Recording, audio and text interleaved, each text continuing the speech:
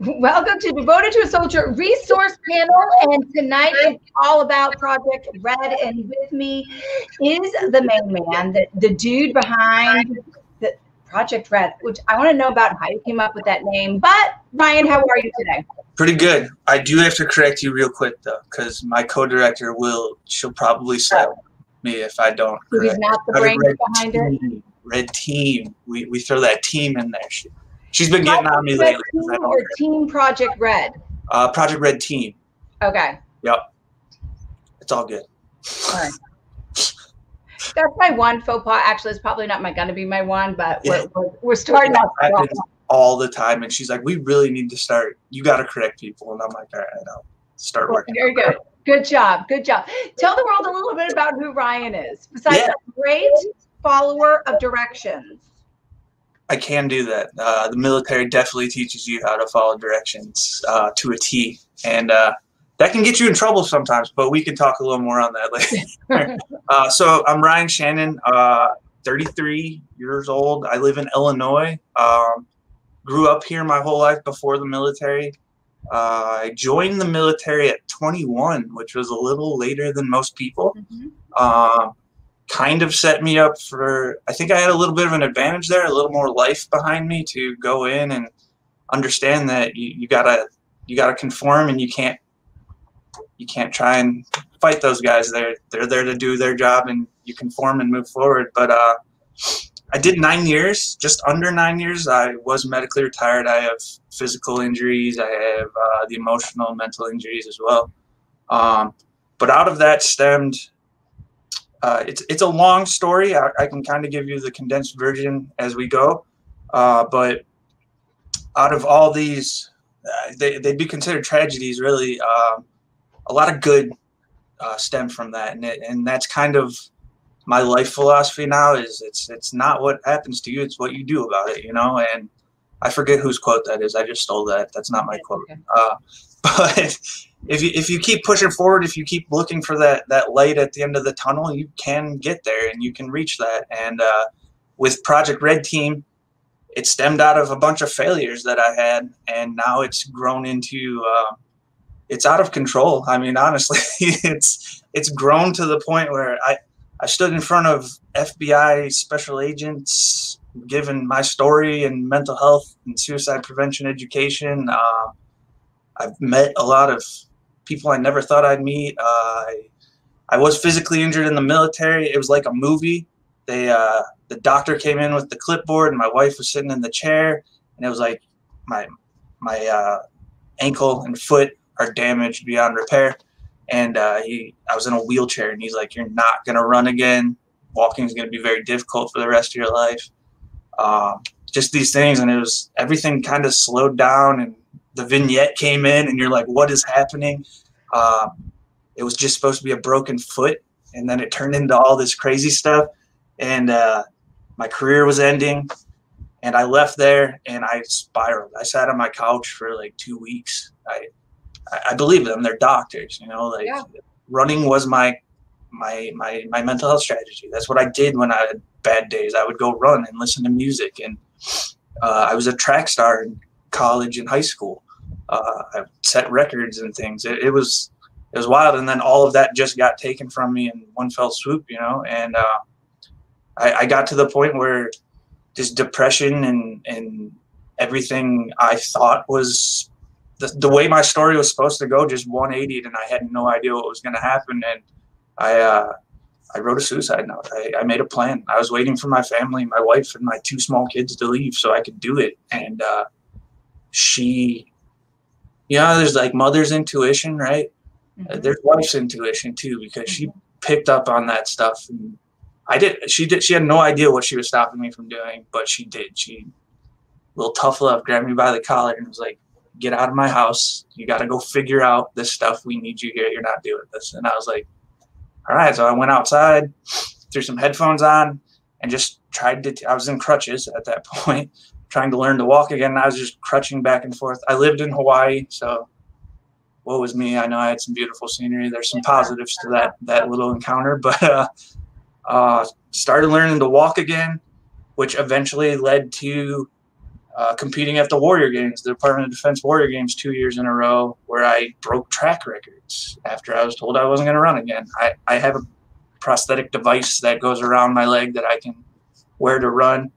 And then that turned into international competition, where I got a silver medal in Toronto at Prince Harry's Invictus Games.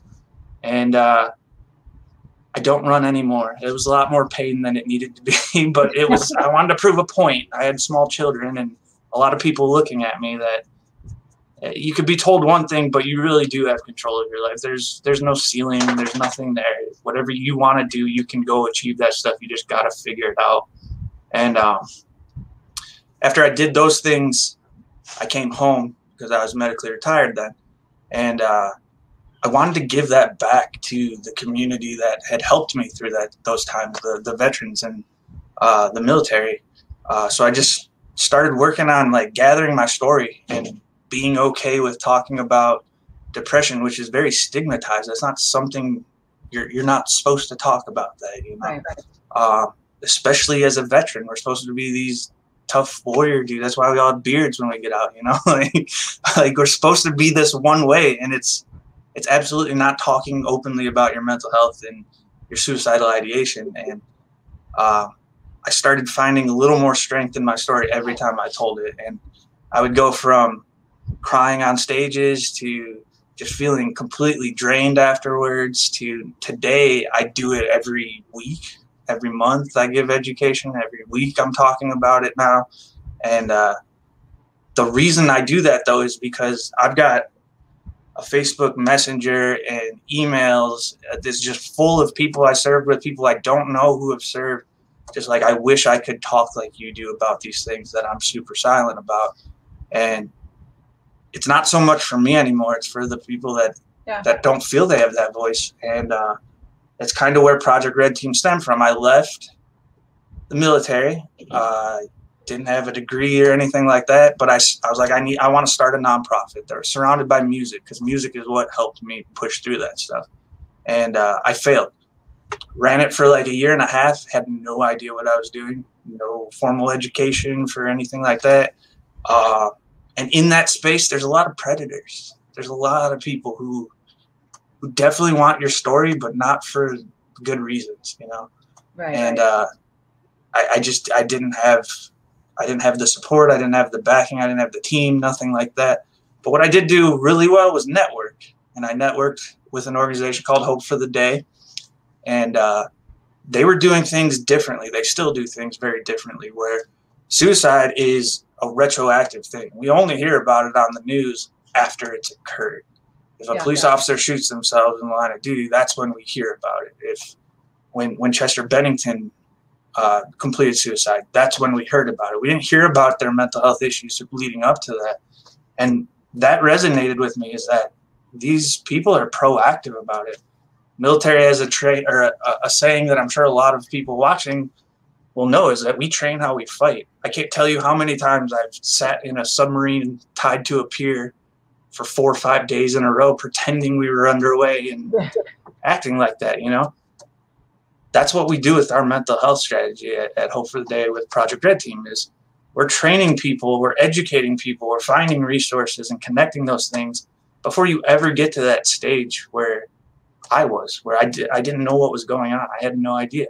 The analogy I like to use is if you put your hand on a hot stove, your body tells you to pull it away because it hurts, right? Right.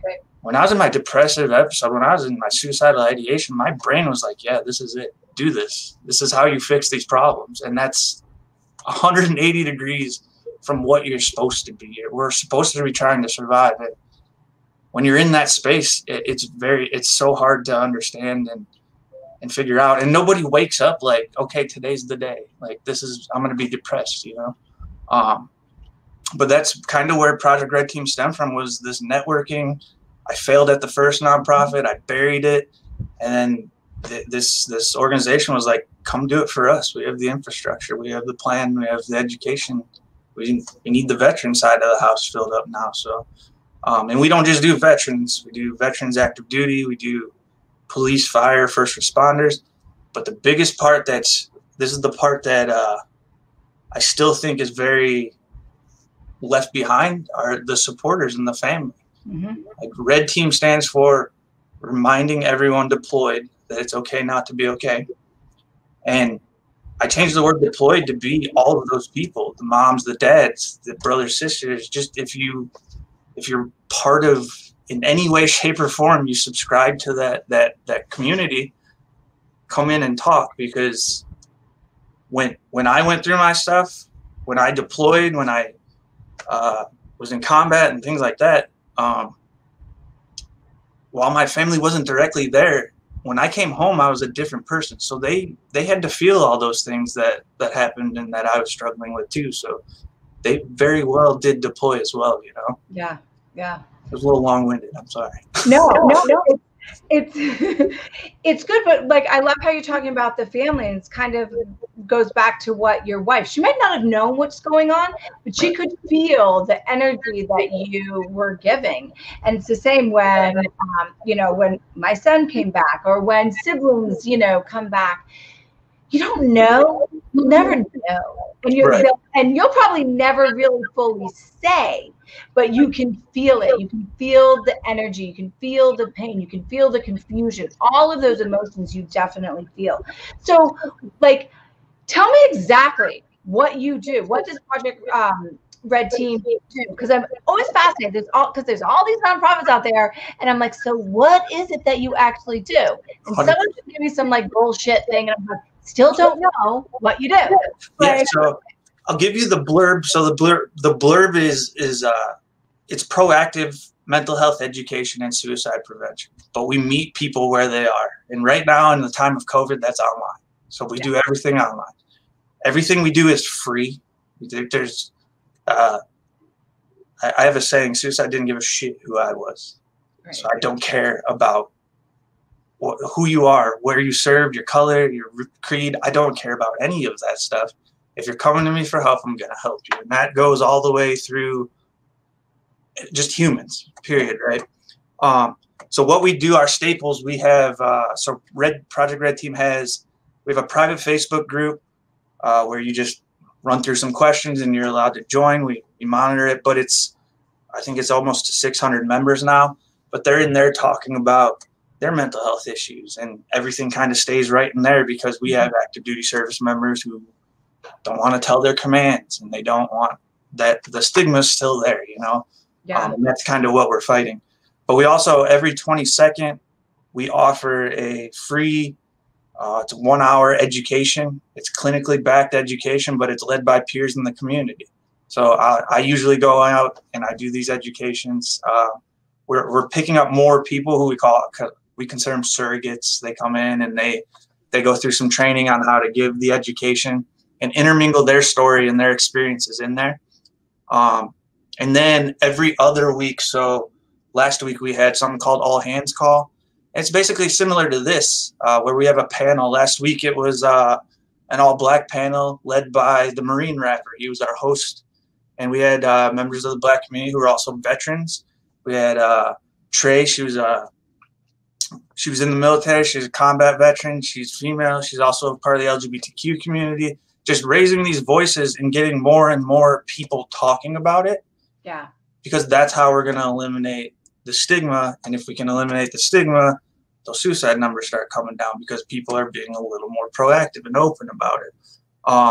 Hope for the Day in general, very big into the music industry. Like we have partnerships with Live Nation, any band you can think of. I'm living my high school and college days dream where like I've been backstage at Korn concerts and meeting those guys. And my God, this is awesome. This is so worth not being able to like run. We did a collaboration with Marshmello and Demi Lovato on a song called It's Okay Not to Be Okay. And it's literally, that's our trademarked saying. So like we worked with them and then we educated their fan base. So we gave hour-long educations to the fan base for free. That's a large majority of what we do. We're kind of the actionable piece. You've heard a veteran with a sign, right? Yeah. Where he holds the sign up and his 22 push-ups aren't going to do anything for suicide. We know the number. We've raised the awareness. I challenge you to find someone who doesn't know of that issue within the community. But what happens after that? Like the ALS bucket challenge, pour the water and donate to this. That's what they put out there. And that's why it was so successful, because there was an actionable step at the end. Well, we can be that actionable step. So we can bring people in, but we also have such a large network of just amazing other nonprofits and companies and people that are out there doing the job, because it's not going to be my story. It's not going to be Project Red Team that stops suicide. It's not going to be us that lowers those numbers. We're not going to be, we can't. But if we all group together and we can put you in this direction and this direction and connect you with these people, that's when we're going to start knocking that down, you know? Yeah. I'm so like live on collaboration. Maybe that's because I love meeting people kind of like you, right? So like, I just love human beings in general. So I love to network and meet. And so I'm learning very much to be like, no, I'm not doing that, because I just want to do everything. 100%. But it's the same. We all have to have a piece in it. And I love that you're taking that action step. I said it earlier on Dose of Did You Know today, the show. I was saying, like, he works in New Jersey and he's like on the ground doing all this stuff. It's like, we all know about PTSD, you know, or PTSD, which one you want to call it. We all know that there's suicide out there, but it's what happens after, right? What action steps can you take when you feel this way, and not be afraid? It's such a big part of not being afraid to talk about it. So the more people talk about it, that realize that they have that and they still have a job, their families haven't left them, they're very successful, it does make it okay. It makes it, you're not a freak, and you're not going to lose everything that you think you've achieved, which it's like that vicious cycle of keeping. Right. And that's another thing too, is like, I get asked a lot, like I've done radio and TV and all kinds of stuff. And I get asked a lot, like, hey, how are we going to solve PTSD? How are we going to fix that? And I'm like, you're not, it's too complex. Like, and it's not just the veteran and military community. That stems through every human being and every community out there for different reasons. And because those reasons are different, it takes different set of tools in your toolbox to be able to fight those things. Like for me, it's music and working out and doing the work I do. That stuff helps me, but those things don't help me every single day. Sometimes it's not. Sometimes I just don't want to work out and it's not doing it for me. So I have to find something else. It's the same thing with nonprofits. If we're all battling against each other for this space, we're not going to succeed at the mission that we're all trying to accomplish. But instead, if we just network together, and I can push people over to the people that are doing exercise and things like that. And I've got a group of people who offer confidential therapy. Like if you're active duty and you want to go see a therapist, but you don't want to go to your command, I got people for you. I can send you right there, and they're professional and they'll get online and they'll do it. Like, and that's the coolest part about all this, is that I get to hear a lot of amazing stories, and it makes my stuff feel a little less, a little quieter than it is in my own head. And it kind of brings me back to earth. But I'm also setting up this network and finding these people, and I'm able to direct them in this direction. And Hope for the Day's got this awesome, it's called a resource compass on our website. And you just put your zip code in, and it gives you just a list for, like, if you're lost your job and you need some financial stuff, or you need some food or some housing or this and that. So people come to me with these problems, and I just go plug it in there, and I at least have a stepping stone that I can give them. Like, hey, go talk to these people. Here's a map and a bunch of phone numbers. We can find some information for you. So. Well, you haven't lost sight of what you do, why you started all of this, right?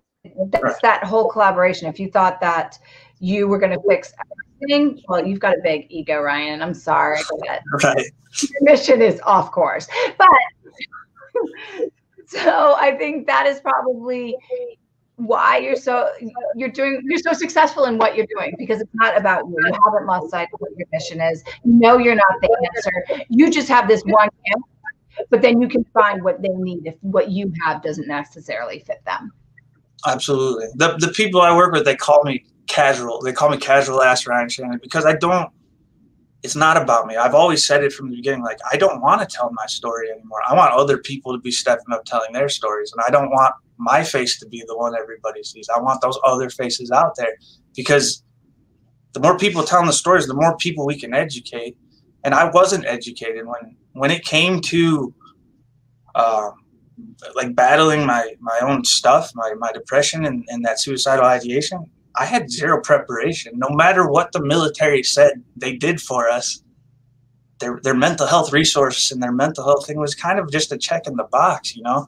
Yeah. And I wasn't prepared for it. So how am I supposed to fight something I never had any experience with? And it just it doesn't make sense. It's not the right way to do it, in my opinion, obviously.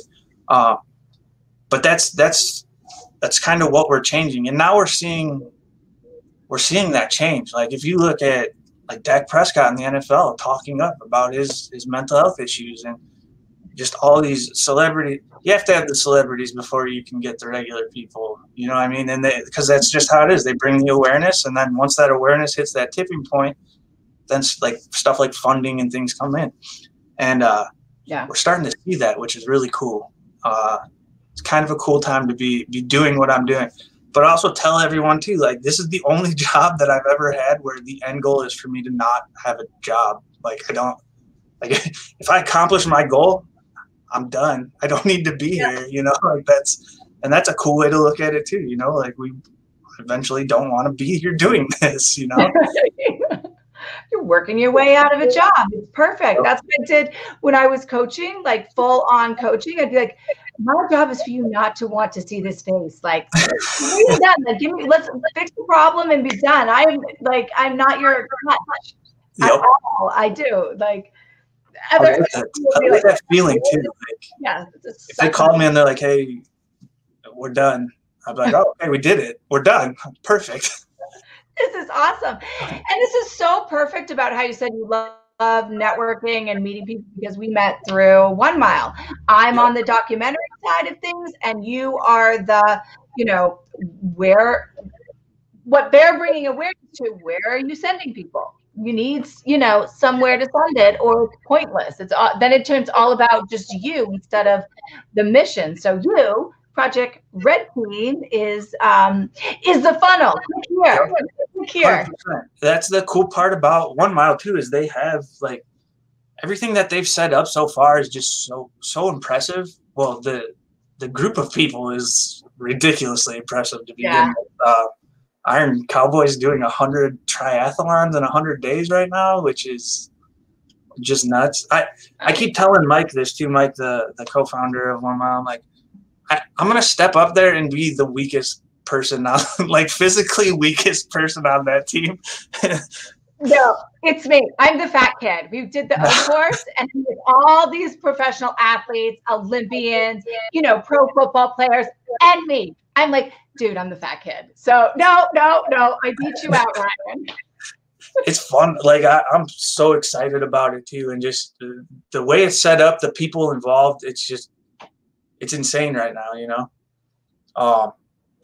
Definitely got me in the gym a lot more, and I'm looking forward to being a part of it. But yeah, we're the actionable piece. We get to go tell people about Red Team, and I get to pass out our swag and all this other stuff, and kind of start directing more people to us. And then, like, everybody's kind of like, what would you consider your job? Like, while my title is director, I'm kind of like a story collector, and I tell everybody, like, we're all on this path. And unfortunately, this community that Red Team serves, the veteran, first responder, that path is very dark in the mental health space.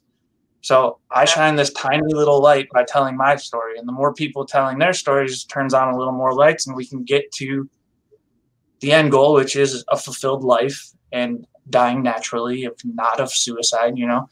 And that's kind of what we're doing. And I'm really excited for RAM, because there's a lot of veterans on there. There's a lot of Navy SEALs, a lot of badass dudes and women that are in there. And I know that I'm going to get a lot of stories out of them, and they're going to start talking even if they haven't. And it happens every time I do an education, every time we do an all hands call, somebody starts speaking up about their own stuff. And that's it. That's all we need to, if I can get one person just to start telling me a little bit about their mental health, even if it's through a Facebook message or an email or this and that, you're at least telling somebody. Right. And that's what I didn't do. I hid it for 2 years. I played this game where it was like, other people got worse stuff. I'm going to lose my security clearance if I bring this up. They're going to kick me off the submarine.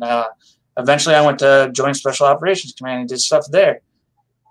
They aren't going to let me go do that if I bring this up, you know? And then it turned into, I'm going to kill myself, and that was it, and I wasn't prepared for it. And I had this whole 2-year period where I just stayed silent because of all this extra stuff that it doesn't matter. It didn't matter then as much as I thought it did. It definitely doesn't matter now because I was still medically retired for injuries at the end of it anyway. So, and that's the important part. That's a big thing I like to tell people, you know.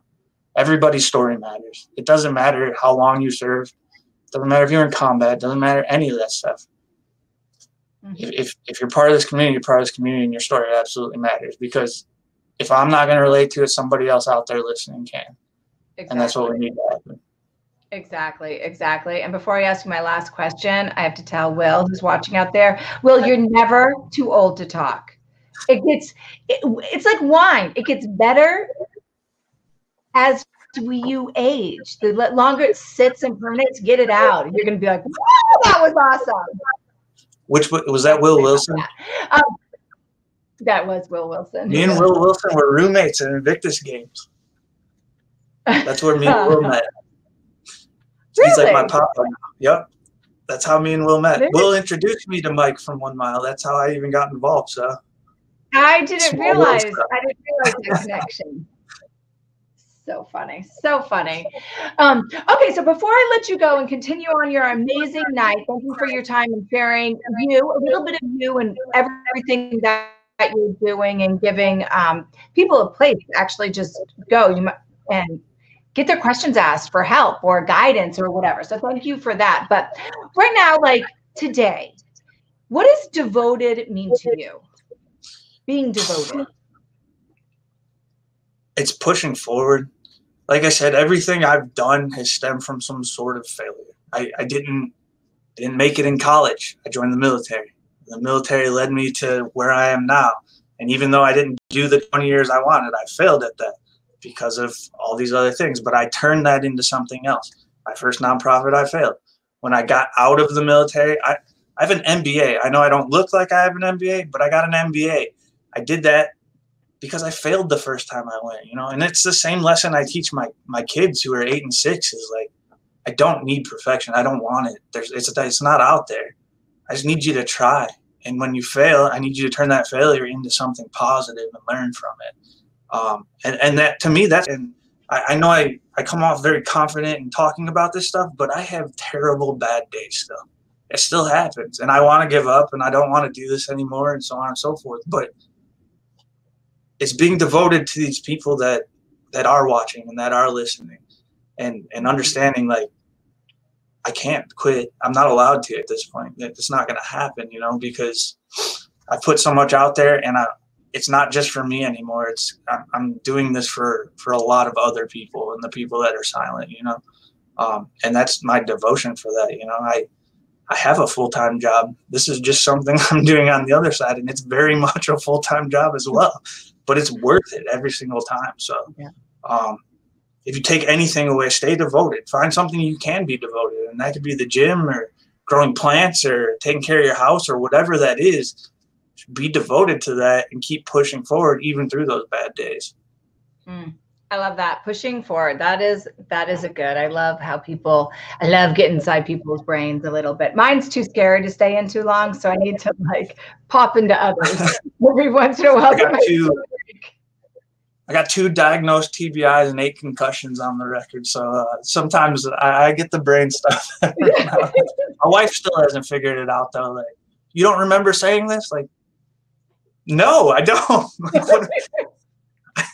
I have medical reasons for not remembering stuff. Do I use it to my advantage? Yes, sometimes I do. Oh, I didn't do the laundry. I forgot. My bad. You know. But yeah, Oh, Ryan, you're the best. I can't wait to meet you in person in Ram. I'm so glad we connected through 1 Mile.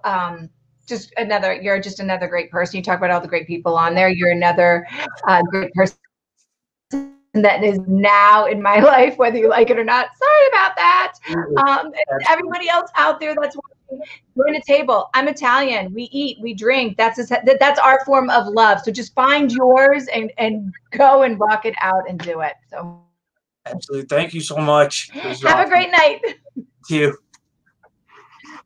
Take care.